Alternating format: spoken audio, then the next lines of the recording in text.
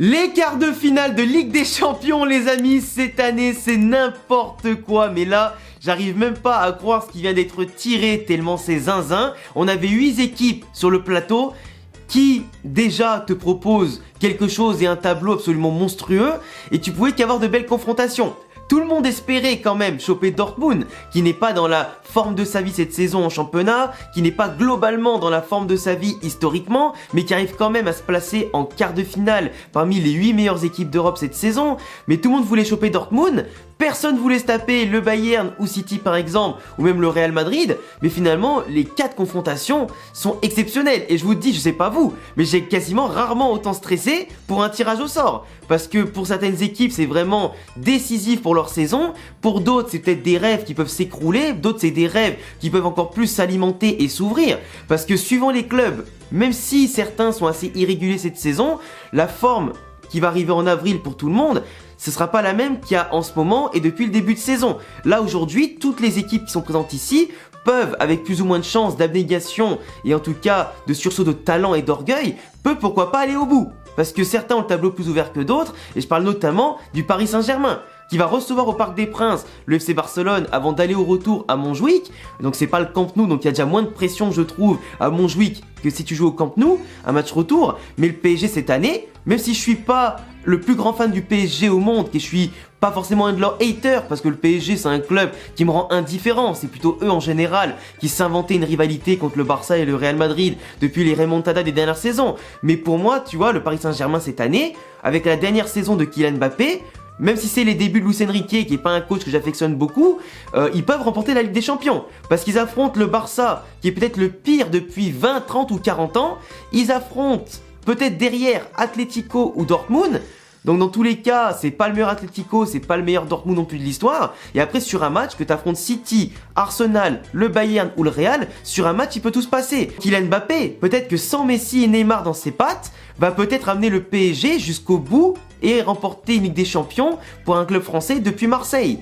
Et peut-être partir en tout cas par la grande porte. Certains le critiquaient pour son attitude, tout ça, mais s'il part en laissant la Ligue des Champions dans le palmarès du PSG comme il avait promis de base en signant là-bas, et comme son ambition l'amène pourquoi pas un jour à en remporter, tout comme ça pourrait lui amener le Ballon d'Or, peu importe le résultat à l'Euro et la Copa América, pour la symbolique qu'un Kylian Mbappé amène un club français en finale et la gagne, pour se rattraper aussi un petit peu de sa disaster class lors de la dernière finale du PSG contre le Bayern en Ligue des Champions, on s'en rappelle tous, mais globalement, s'il part du PSG par la grande porte comme ça pour venir au Real, agrandir après sa légende, comme c'était son destin, remporter d'autres Ligues des Champions, d'autres titres en Espagne, des ballons d'or, tout ça, bah franchement, ce serait beau pour lui. Moins pour le Real, etc. que je supporte, parce que j'ai pas envie que le PSG gagne la Ligue des Champions cette année. Je veux que ce soit le Real qui la gagne. Mais pour Mbappé, c'est peut-être l'année ou jamais. Avec un parcours aussi ouvert, un tableau aussi ouvert, franchement, tout est possible. Franchement.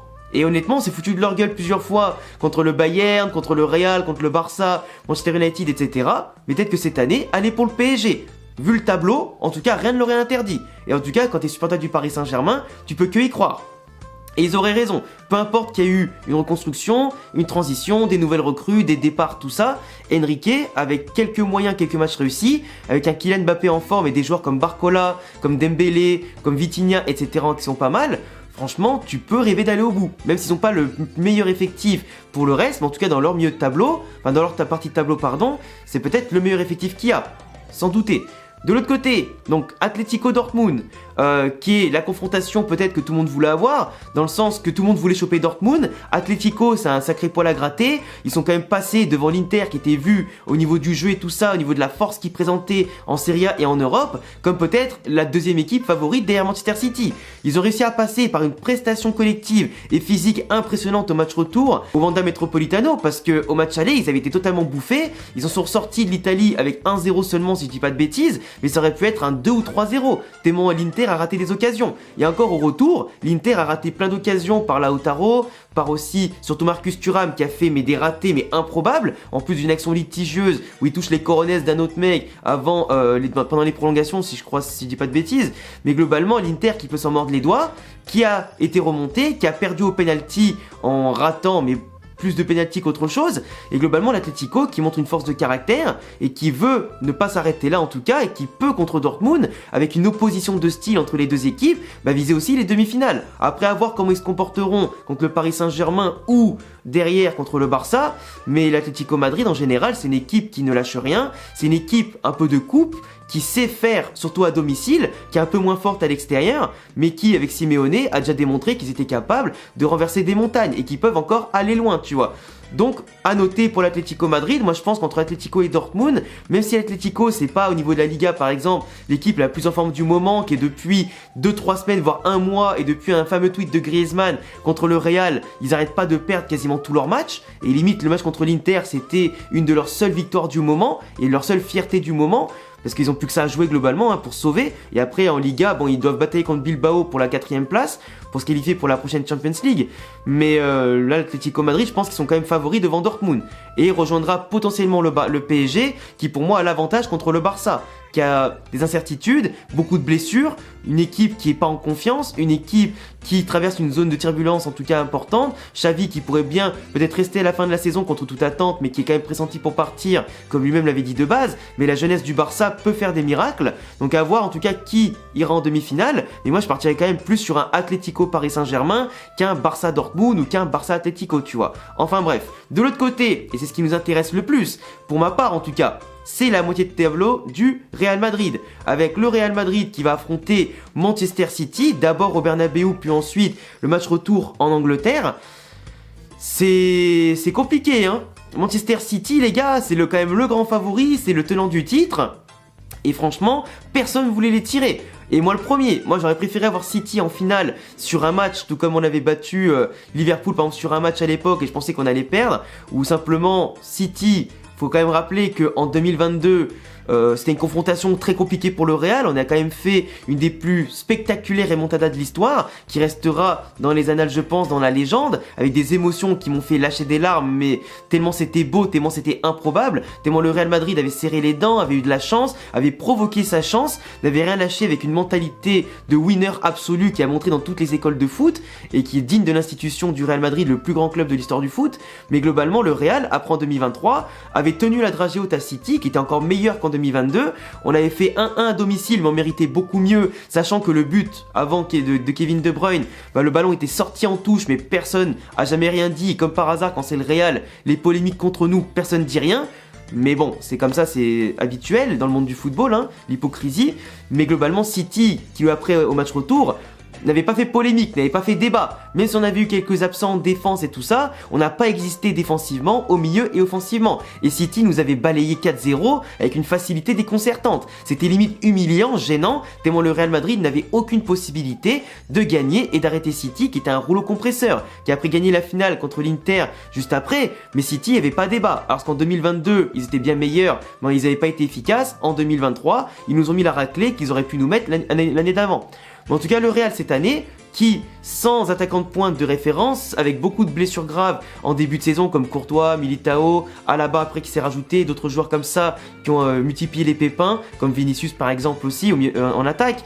Mais globalement, le Real, qui a cette abnégation, ce nouveau football, cette nouvelle tactique d'Ancelotti, a montré contre Leipzig quand même une aptitude qui n'était pas forcément très bonne. C'était l'équipe peut-être qui a montré le moins bon football, qui méritait le moins de passer, qui est quand même passé, au-delà des polémiques. Mais le Real doit se réveiller, va arriver sûrement en forme, plus en forme en avril pour la double confrontation contre City qu'on l'était en février ou en mars, mais en étant leader de Liga avec quand même pas mal de points d'avance, sorti de la Copa del Rey et en ayant gagné la Supercoupe d'Espagne, on a un petit peu de confiance quand même pour se dire on peut gérer nos efforts, on peut gérer cette confrontation en espérant bien sûr que le Real montre une meilleure image que contre Leipzig ou l'an dernier contre City en demi-finale. Parce que City, si tu fais pas match parfait, même si par moment, ils ont eu des irrégularités.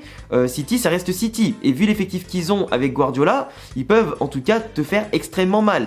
Et même si contre Liverpool, ils ont beaucoup douté et auraient pu perdre ce match, ils auraient peut-être dû perdre ce match le week-end dernier, la Première Ligue c'est différent de la Liga, c'est différent de la Ligue des Champions, l'intensité de la Première Ligue c'est différent de l'intensité de la Liga et encore plus qu'une Ligue des Champions, donc le Real Madrid devra mettre de l'intensité, du jeu, devra surtout faire mal en étant efficace et surtout en étant beaucoup plus solide que l'an dernier, avec un Kevin De Bruyne qui est quand même retrouvé de retour de blessure, qui est monstrueux, un Foden qui explose, avec aussi des joueurs notamment comme Kyle Walker qui sont au top, Stones, Rodri, Haaland, même si en ce moment il est plus maladroit que les saisons précédentes, ça reste Haaland et il ne faudra pas 40 occasions pour marquer des buts. Jérémy Doku qui arrive et qui est excellent aussi. Donc tu vois, ils ont quand même un effectif qui est plus garni que le nôtre sur tous les secteurs. Mais il faudra passer outre avec un Jude Bellingham qui est en tout cas un leader né, avec Vinicius qui cette saison peut faire extrêmement mal aussi.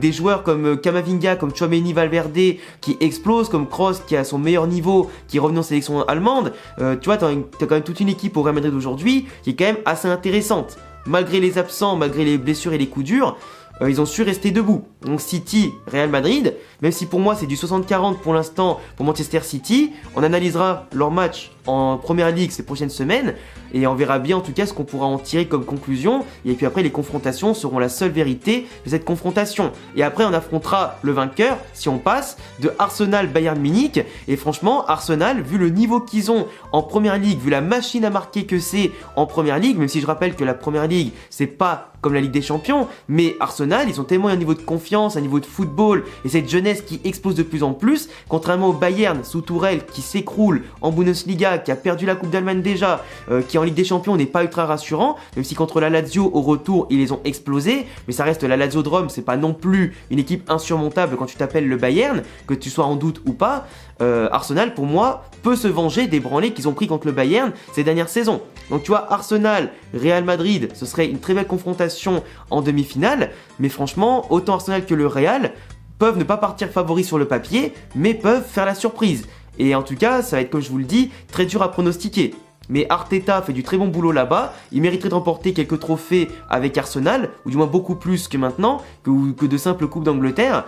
Et franchement, on va avoir des confrontations qui vont être incroyables, enflammées, et je pense que autant aux allées qu'au match retour, on va vibrer, trembler et puis on va juste prier quoi. Espérer que chaque équipe qu'on supporte de part et d'autre soit au top du top, au rendez-vous, que les joueurs nous sortent des prestations de zinzin qui marqueront l'histoire, leur légende aussi, et que j'espère que le Real Madrid ira au bout. Parce qu'après une potentielle finale contre l'Atlético, Dortmund, le Barça ou le PSG, ce serait magnifique.